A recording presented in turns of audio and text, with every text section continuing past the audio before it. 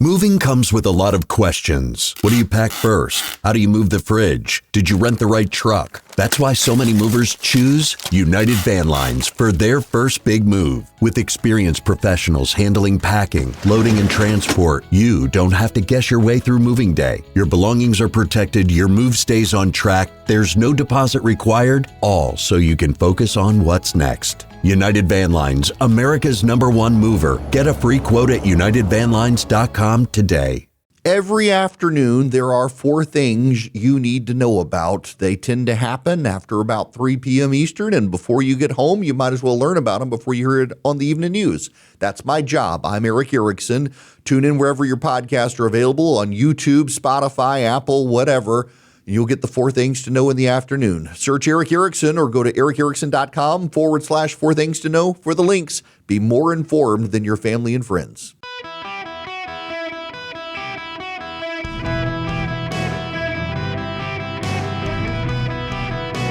Welcome to the Erick Erickson Show podcast, Hour 1. Ladies and gentlemen, welcome. It's Erick Erickson here across the United States of America.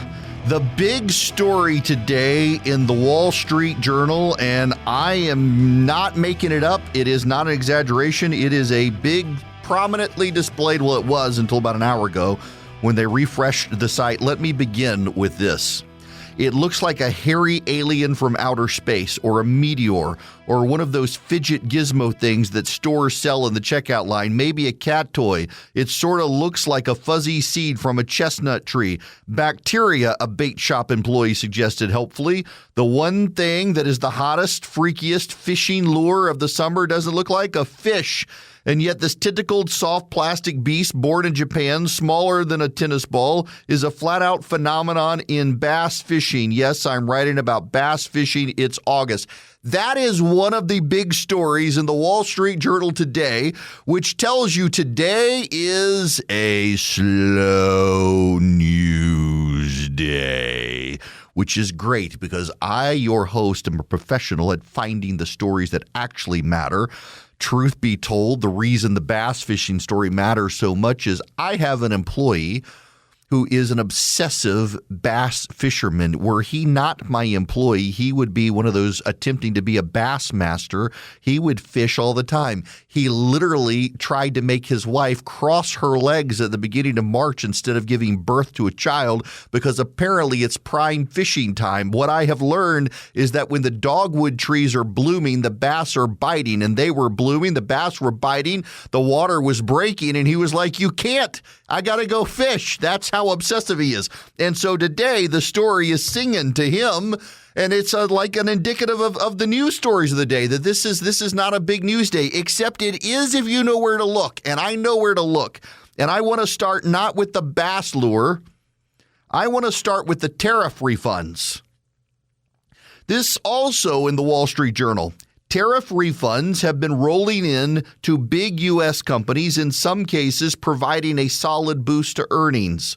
Contrary to warnings that the refund process could prove slow and messy, many companies appear to have received the money with remarkable speed.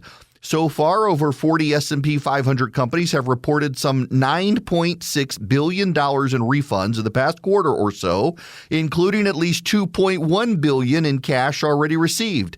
Among the biggest refunds reported so far, Apple at nearly $2.2 billion, Nike at $986 million, FedEx at $800 million, Amazon.com at $640 million, and General Motors at $500 million.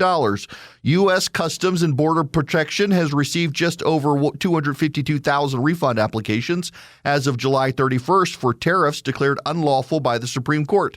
The Customs Agency accepted $128.7 billion in refunds for processing, an agency official told a federal court last week.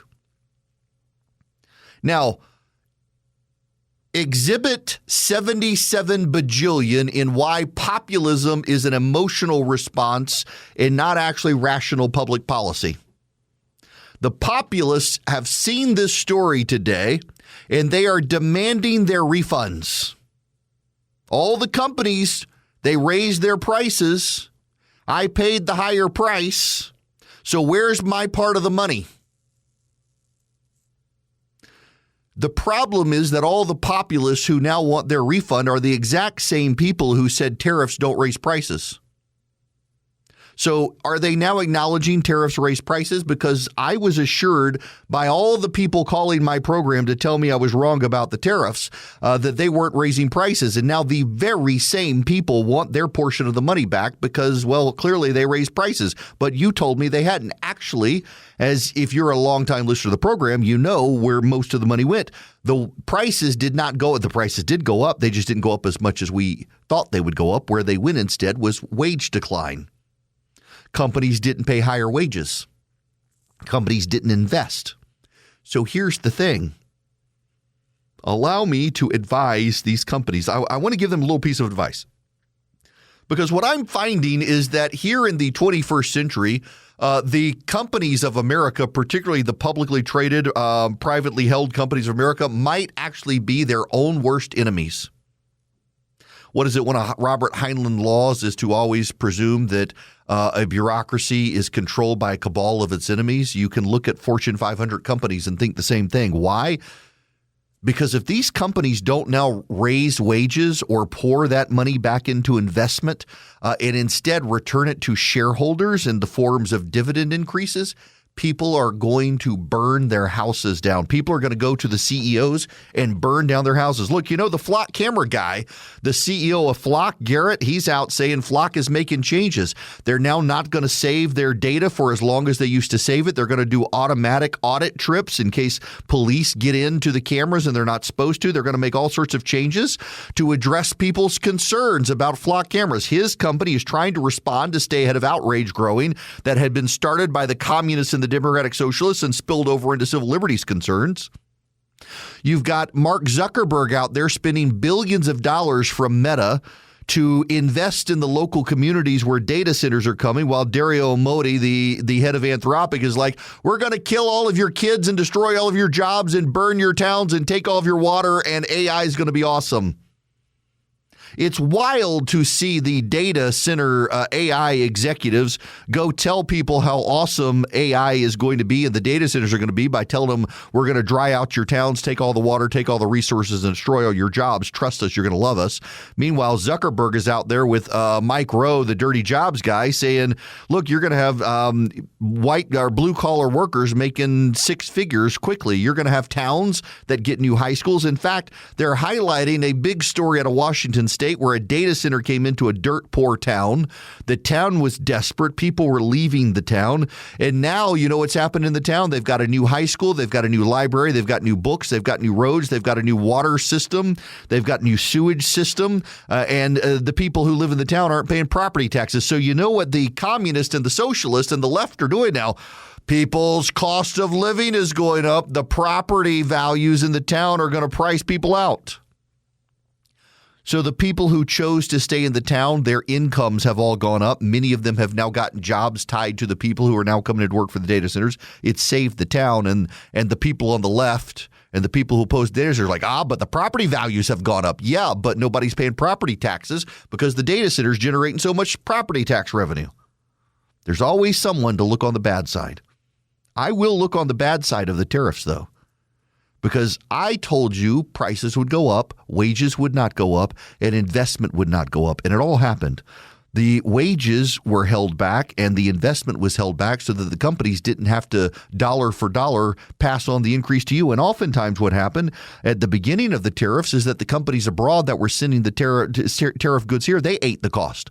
So there are a lot of factories in Vietnam and China and India and Thailand and elsewhere where they cut their profits. They ate it so that they could pass along the goods to the United States at a lower price. So when the tariff was applied, the price didn't go up. They're not getting their money back either.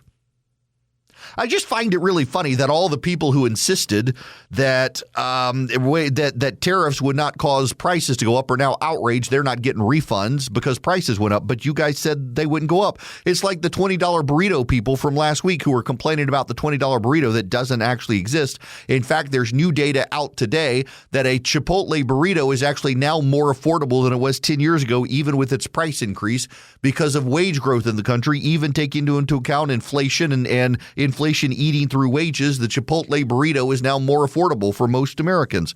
But it's those 5 Americans it's not most affordable for who are the poster children for everybody else to claim they're victims as well. It's just remarkable. Yeah, so last week we had the $20 burrito argument where the J.D. Vance crowd and the populists were all like, $20 burritos is an outrage. The economy is broken. I'm like, you people are in charge of the economy and you're outraged by it? Well, the economy is broken. It's not our fault. It's Joe Biden. The economy is broken and somebody's got to do something about it. Who exactly? The government that made it more expensive? But these are the same people who also cheered on the administration when J.D. Vance said, we don't need cheap toasters, we need a well-paying job. So they were fine with more expensive toasters, and they were fine with your kids not being able to get 30 baby dolls, but 2 that were more expensive. They just didn't want the $20 burrito. It's all emotion. There's no coherent policy in any of it. There's no woven ideas. I want to fix this one thing, but by fixing it, I'm going to break this thing. Now I'm going to fix it, and I'm going to break the thing I just fixed plus something else. There's no coherent ideology. The one good thing about actual conservatism, not this populist nonsense that wears the skin suit of conservatism, is that there is a coherent worldview in how markets work and shape things. And one of the biggest issues is that when the government gets involved, the government makes things worse. When the government gets involved, things get more expensive. The sectors in the economy that are the most expensive are the ones the government is most involved in. Increasingly, that's food. But it is healthcare, it is education, it is housing. The government regulatory Nazis out there who've decided you can't cut down a tree on your property. You really got to build your house in the trees because God forbid you clear cut and then plant a number of trees back to replace the ones you cut down to make it cheaper to build your house. No, we can't do that. You must have the fully grown trees in your property, and if they stand in the way of your house, you can keep your property, but you can't build your house. I've got a friend of mine who gets mad at me about this, super conservative guy. But when I talk about you talk to any property developer, one of the biggest impediments now to actually building houses in urban areas is they all have tree ordinances and you can't cut down any trees. And I love the trees myself. I do love the trees. But there should be a plot on the land where you can say, I want to build a 3,000 square foot house, and the trees that are in the area, I cut them down. And you know what? It was 10 trees. So when the house is built, I'll plant 10 new trees. And this buddy of mine, he's hardcore. No, you should not be able to. But the trees are in the way. No, the trees are important. The trees are good for the environment, for shade. Well, having a tax base that can affordably live in your city is also good for your city. So maybe you should allow them to build the house and then plant the 10 trees they cut down. And in some cities now, you're literally having to figure out ways to build around the trees, which just drives up all the costs disproportionately. You got to beg some bureaucrat to allow you to cut down a tree, and it's completely arbitrary in the whim of the bureaucrat. And some people are okay with it. The government gets involved. They drive up the costs of building. They drive up the cost of education. They drive up the cost of food. In California now, if you sell pork in California, you have to arrange that you only have so many pigs and they're so spread out and they get care and feeding and tickling and baths and everything else. And because most of the pork that's sold in California isn't actually in California, people in other states have seen their pork prices, particularly bacon prices, go up to comply with the regulations of California. And sadly, the Supreme Court said this is perfectly legal unless Congress acts, and Congress will not act. Congress could bring down a lot of grocery prices tomorrow by getting rid of the ability of states to impose their care and feeding of animals regulations on animals that are about to go get slaughtered. It's only a matter of time before the Portlandia skit about knowing the name of your chicken before it was killed is actually real, where we must have labels on every package from Springer Mountain Farm chicken and the like that tells us that, this chicken came from Sandy and she was 3 years old when she was slaughtered and she was born in a chicken coop in Unadilla, Georgia. That just drives up costs. By the way, there is so much chicken right now in the nation. There's a chicken glut that the price of chicken has come down. The price of eggs has come back down. These things are good. And what did the government do? The government got out of the way and they let the market work. The government got rid of import controls and tariffs to allow importation of eggs to bring down the prices. We cracked down on the chicken flu or the bird flu and the like, and it worked.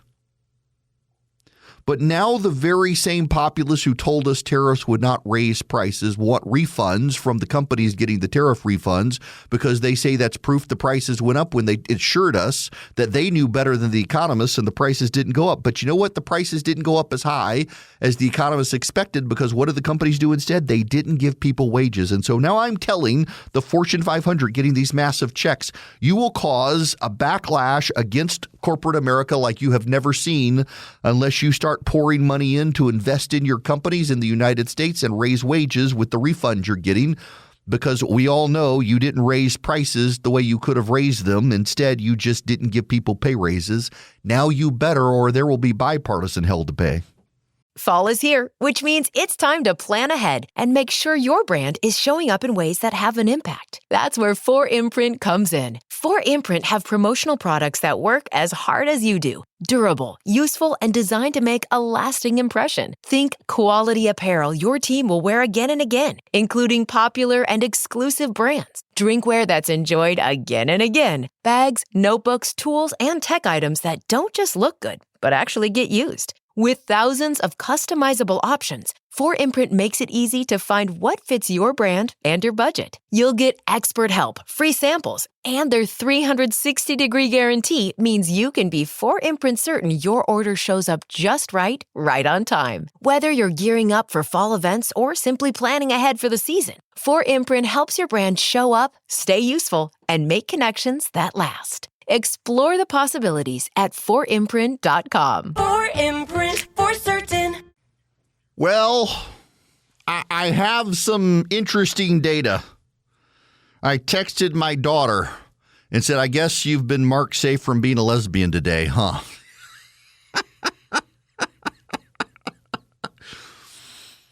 Fire has released new academic data on the college majors that are most likely to be heterosexual. That at the top of the list, 95% reporting to be heterosexual, finance majors. Number 2 at 89% business. Number 3 at 88% marketing. If you're in finance, business, or marketing, you are overwhelmingly likely to be heterosexual. At the other end of the list, fine arts, 27% heterosexual, 29% for theater, 35% for archaeology, 37% for English. I mean, archaeology. I mean, you're into leather and whips and cowboy boots and hats, I guess, because Indiana Jones. Dun, dun, dun, dun, dun, dun, dun. African-American studies, 42%. Anthropology. You know, the real surprise here, is that if you're a theater kid, you're only 29% likely to be heterosexual. But if you're a dance major, you're 49% likely to be almost 50-50. Film and media studies is 50-50. I mean, that's the dividing line there. And above that, everything, digital, media design, environmental studies, earth science, physics, philosophy, history, ag, sociology, even the classics, animal science, psychology, mathematics, chemistry, you go up. Now, the undecideds, this is the most interesting one. The kids who are undecided or decided about their sexuality, at least 57% of them say they're heterosexual. I mean, but again, the highest are the business classes, 95% finance. Is law in here? Let's see. Yep, law, criminology, 74% heterosexual. Where's political science? Political science, 66% of people who say they're majoring in political science are heterosexual. That kind of tracks. Pre-med is at 80%. Yep, where else do we have in here? Yeah, linguistics, 47%, and music, 46%. Art, history, 42%. Anthropology. How do you even survey this stuff? How do you survey? What is the question that you ask? I don't know. Do you know what questions that you have to ask when you're building a computer for yourself? You don't. If you go to Vision Computers, they ask the questions of you. They ask what you need it for, what you want it for, how long you want to have it, and they build you a computer that is your computer. You know, if you go to the electronics store, you know, the big box store that we all get our TVs from, you can get a computer there, and it's going to be the one-size-fits-all computer. It's going to be the computer of the masses. It's not going to be your computer, and you're not going to get Vision Computers world-class tech support with it either. But if you call Vision Computers at 404-COMPUTE, wherever you are in the United States, hi, Alaska, call them at 404-COMPUTE, and they'll build the computer that you want. It'll come with their top-notch, world-class tech support where you can get someone on the phone, not AI, some human being on the phone, 15 seconds or less, whenever you have a question. If you just want their managed IT, you can get that. It's like $199 per computer a year. Tell them Erick sent you. You might get a discount. 404-COMPUTER, visioncomputers.com. They can do this for your whole office. They can do this for your home. They can be managed IT for your office. They can save you money, keep you online. 404-COMPUTE or visioncomputers.com. Hello and welcome. It is Erick Erickson here. The phone number is 877-973-7425. Put October 10th on your calendar. It is the Not Safe for Radio show. You can get tickets. They're on sale now. Text the word show to 33777. It'll be a fun night. I may have some special guests. We're thinking of, I may see if I can get Rick Jackson to come hang out with us and chat with him a little bit. Non-political stuff, though. It's going to be a fun night. I'll see. It would be a fun time. I need to talk to you about a winding road of topics that all kind of – I was thinking about this, talking about it with my team this morning. They all kind of converge around the same point. I want to begin with Tyler Robinson. It actually bothers me greatly that there are a number of people, and I have encountered them in the real world. It's not just an online phenomenon, although these people are all a little bit too online. But there are people out there who are convinced that Tyler Robinson is the fall guy in Charlie Kirk's assassination. It is back in the news today. The trial is winding down, and Tyler Robinson's lawyers are essentially pleading with the judge to not give him the death penalty. And in the process, they admit that Tyler Robinson killed the intended target. The intended target being Charlie Kirk. Think about Candace Owens spun so many people into conspiracy theories, and she is actually apparently now, I don't keep up with her, she's a nut job. You can make a lot of money telling people what they want to hear. You could make a comfortable living telling people what's going on in the world, and Candace Owens makes way more money than me lying to people on a daily basis, and a lot of people, gullible people, they want to believe the lies because it's all emotion at the end of the day. It's the soap opera. And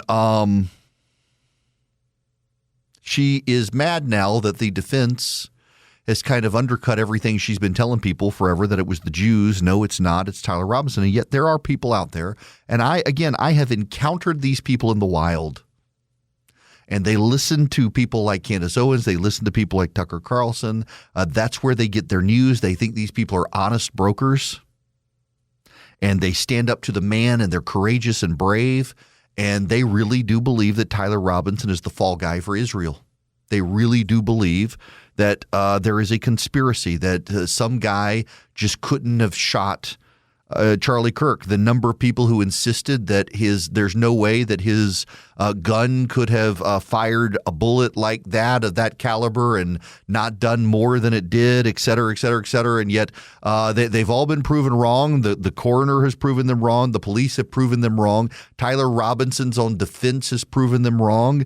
And they are still dogmatic about it. There's a web of conspiracies and lies. Something is really unhealthy in society. And I mentioned that this morning, and somebody says, Erickson, you can't reason people out of things they never reasoned themselves into. There's a lot of wisdom in that. You can't logically talk people out of something that they talked themselves into, not logically, but emotionally. They want to believe the conspiracy theory. They want to be entertained, and they don't acknowledge that there's something in their brain that has them entertained, and they love the salaciousness of it. They love feeling like they have the inside knowledge. What it is a lot of people, they really want to feel superior to everyone else in their belief system. Like, take the conspiracy theory now about Anthony Fauci. I've gotten eaten alive by a number of people on this. Here's the thing. Anthony Fauci privately relayed concerns in 2020 via text message that the mRNA vaccine for COVID might cause miscarriages. And people are outraged. Anthony Fauci knew it, and he didn't say it publicly. No. If you actually read the paperwork, What Anthony Fauci did is he had a concern. They investigated it and determined it wasn't a concern. And I've gotten inundated with emails from people saying, my daughter had the COVID vaccine and then she had a miscarriage. My wife ate McDonald's when she was a kid and now she's got stage 4 lung cancer. Did the McDonald's give her the lung cancer? No. The odds that COVID gave your daughter the miscarriage, I don't mean to be cruel to you, but I'm trying to drive home the point to you that we can look at these things and say, is the rate of miscarriage from women who get the COVID vaccine higher than people who didn't get the COVID vaccine? And the conclusion by even the people who think the COVID vaccine causes problems is no. And yet people hate Anthony Fauci, and so they want to believe that Anthony Fauci was engaged in cover-up. By the way, Anthony Fauci covered up a lot of stuff. He's not a good guy, and he should go to jail for what he did, but this is not one of those things. And when you highlight this miscarriage conspiracy theory, you undermine all the other claims about Anthony Fauci. When you hang your hat on the one thing that isn't true, you undermine everything else. Now, here's why I take all of this stuff real seriously. I actually really do believe that a guy died on a cross, was buried, and 3 days later came back to life. I fundamentally believe that. It is as much a by faith belief that I have as you have that the Jews killed Charlie Kirk, if that's your view, or that the COVID vaccine causes miscarriages or what have you.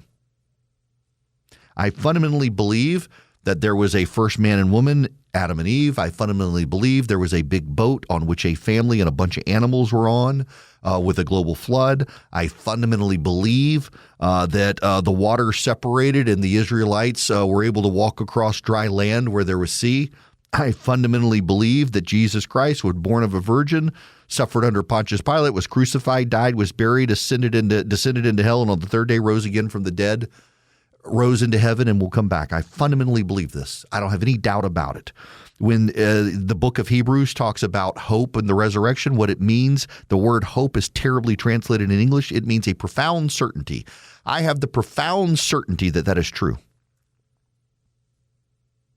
I raise that point because of this. If you're out there telling me the world is flat, that we never landed on the moon, that the COVID vaccine causes miscarriages, that Tyler Robinson was an agent of the Jews and they're the ones who really killed Charlie Kirk, good luck convincing people also that Jesus Christ was born of a virgin, suffered under Pontius Pilate, was crucified, died, was buried, and rose again on the third day. Because if you believe all the crazy stuff that isn't true, you're going to have a real hard time convincing people of the one thing that really is true and the thing that matters most in life. And that is why I sometimes push back real hard on people who disagree with me on this stuff when I know this stuff isn't true. Anthony Fauci did a lot of terrible things and lied about a lot of things. The COVID miscarriage stuff is not one of them. And when you hold your hat and hang your hat on that, you are undermining all of the real truth claims about the bad things Anthony Fauci did, when even the people who hate the COVID vaccine and don't think it should have been manufactured are like, look, there's no statistical difference between women who don't get it and do having miscarriages. There's none. You can't convince people of the true things when you believe all the lies. You can't convince people that Tyler Robinson was an agent of the Jews and then try to tell people that Jesus is real when everybody who is sane knows Tyler Robinson was not an agent of the Jews. And what's crazy to me on the Tyler Robinson story as well is that this guy was acting out on the trans agenda. We've had multiple shooters in the country in the last 2 years who were transgender, acting out against Christians. One of them, you will recall, shot up a church was it Michigan or Minnesota, shot up a church on behalf of the trans agenda, targeting Christians, targeting Catholic kids in a church. You had the shooter at Covenant in Nashville who was trans, who shot up the school of the Christians. And here comes Tyler Robinson, who shoots Charlie Kirk. And the first reaction of the conspiracy theorists is not that this follows a pattern of the trans agenda turning violent. It's that, it must be the Jews. People's minds are breaking in the 21st century. And you know what I think it is, actually? I think it's information overload. I think it's information overload, that people are now so overwhelmed with information. in their pocket that they are losing their ability to discern what is true and what is not true, and to some degree to process what is true and not true. They're processing it through how are they most entertained? How is the tickling ears tickled? How is the itch scratched? But then that gets to other things like data centers and the flock cameras. Flock CEO Garrett, I forget his last name. We share the same barber, ironically. Garrett is saying they're going to restrict how long Flock keeps data. They're going to put on new protocols. They're going to allow new audits. They're going to protect people from police abuse, things like that. Do you know how many kids have been saved by Flock cameras in just the last year alone? It's a significant number. The number of dementia patients who have been saved, and yet people are worried about the future. And they're worried about the future, one, because of conspiracy theories, but also because of the insane rhetoric that's coming out of people. The insane rhetoric. Let me play you some of this, because I transitioned from the conspiracy theory to the normal concerns, but the normal concerns are getting amplified as well. This is the one of the Democratic Socialists of America talking about the Democrats and their path to take over and what they want to do. And it's really alarming the way the guy is talking about trying to plot to take over. It actually is not only extremely disruptive, but they actually are headed towards a place where we could elect ourselves into socialism and only be able to shoot our ways out. This is the PSL founder talking about the growth. Now, hang on a second. PSL party. That is the Party for Socialism and Liberation. They're partners with the Democratic Socialists of America. They're actually the more closer to the communists than even the DSA is. Listen to this. If we have one of our comrades get into the U.S. Congress, we're going to use it to disrupt the U.S. Congress, to expose the U.S. Congress, to expose the capitalists, to expose the billionaires, and not try to reform the capitalist system, but to expose why it should be toppled and replaced by a rational, humane system called socialism. Let's say we became a socialist government. DSA, PSL, some other parties, some unions, we became the government. What would we do right away that would make a difference for large parts of the population that aren't yet socialist but are starting to be sympathetic? Well, here's a couple of things that you could do. Because you would say housing is a right and no one will ever be homeless again. And if you're paying a mortgage to a bank, your mortgage is canceled. You don't have to pay it. You don't have to pay another penny. The house belongs to you. Right then you have like many millions of conservative homeowners who would say, we like this DSA PSL government. Till it brings down the banking system and we can't bank anymore and they don't ever want to leave office. When the rhetoric, the shrill rhetoric of the DSA and the PSL and the like, I can understand my friends who have civil liberty concerns about flock cameras creating a police state, because we open the door in corporate America and then you move it into the government to spy on us. When you have the Democrats say they're going to pack the Supreme Court with a bunch of progressives, we can say today we have a privacy right that prevents the government from snooping with the flock cameras without reason. But tomorrow we could have a Supreme Court that says, well, you can do whatever you want to snatch people's civil liberties away. And the concerns are started by the hysteria of the left. They're woven into a conspiracy theory emotionalism that is pervasive in society today. And there's a fear and a worry about tomorrow. What's going to happen tomorrow? Today, we cannot allow the cameras to rescue kidnapped kids and find patients with dementia who have disappeared, because tomorrow something bad can happen. Part of this also is antithetical to Scripture. Today's got enough problems. Worry about today. Tomorrow will take care of itself. So many people are getting whipped into a frenzy about the what-if scenarios of tomorrow they can't enjoy today. And all of these things are weaving together into an unhealthy situation in society where people are losing their minds over the fears about tomorrow they can't enjoy today. They're losing their minds about reality. And in the process, all of them are undermining the actual truth claims that society needs to survive, the biggest of which is the resurrection. You cannot tell me you can take someone seriously on the idea of the resurrection being real when today they're telling you that Tyler Robinson is an agent of Israel, and if we don't chop down all the flock cameras today, tomorrow the Democratic Socialists of America will take over in a coup and turn us into a surveillance police state. And, oh, by the way, look, they've already lied to us about Neil Armstrong landing on the moon. People are losing their minds online. And again, I really do. I have decided the root cause is information overload. We now are so flooded with so much information, so many seconds of the day, we're losing our ability to discern what is real and not real. And the itching of our ears and the tickling of our ears, we're gravitating to those who take care of those feelings as opposed to those who tell you the truth. And people are falling away from reality. They're not falling away from the truth. They're not falling away from the truth. They're falling away from reality itself. Y'all, I have met people who in the real world believe that Tyler Robinson was an agent of Israel. I have met people in the real world who believe that the assassination in Pennsylvania and Butler, the assassination attempt, was staged by the president to shape his reelection campaign. And I have met people who believe the same assassination was a plot of the Jews. And it's alarming that these numbers of people are growing, and then it conflates into the data centers and the flock cameras and everything else, and people can't know what's true, and everyone lives in a state of anxiety about what might happen tomorrow. And if I can give you one piece of advice, it's tomorrow will take care of itself. And if you're so worried about it, you're not going to be able to enjoy today. And what we're seeing with the anger of the Democratic Socialists who hate Thanksgiving and hate the 4th of July and hate football and everything else is that these people can't enjoy tomorrow because they already hate today, and you don't want to become like them.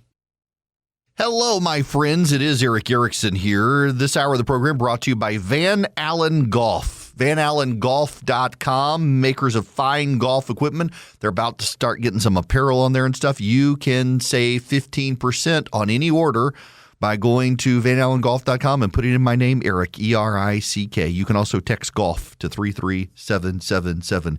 Y'all, I wasn't kidding when I say that the bass lure is one of the biggest stories of the Wall Street Journal today, but there's another one I actually want to get into. The United States has war gamed with Ukraine. Our top forces engaged in war games with Ukraine, and in every single scenario, we lost. Every single scenario, we lost to their drone army, which is the evolution of drone warfare. I want to get to that. And also, the V8, it's not going anywhere. Americans refuse to give up the V8.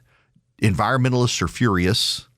And I wonder if Toyota is starting to second guess, decided to make all of its models some sort of souped up 4-cylinder. I got to tell you, I used to love my 4Runner, but I'm not buying a 4-cylinder vehicle for anybody in my family. It's got to be 6 cylinders at least. The get up and go, whether you call it a hybrid or not. And I'm sure there will be some defenders, but nope. I want a 6-cylinder, 8-cylinder, 10. I want something with power. I'm too tired of getting behind people on the interstate who don't know how to accelerate onto the on-ramp.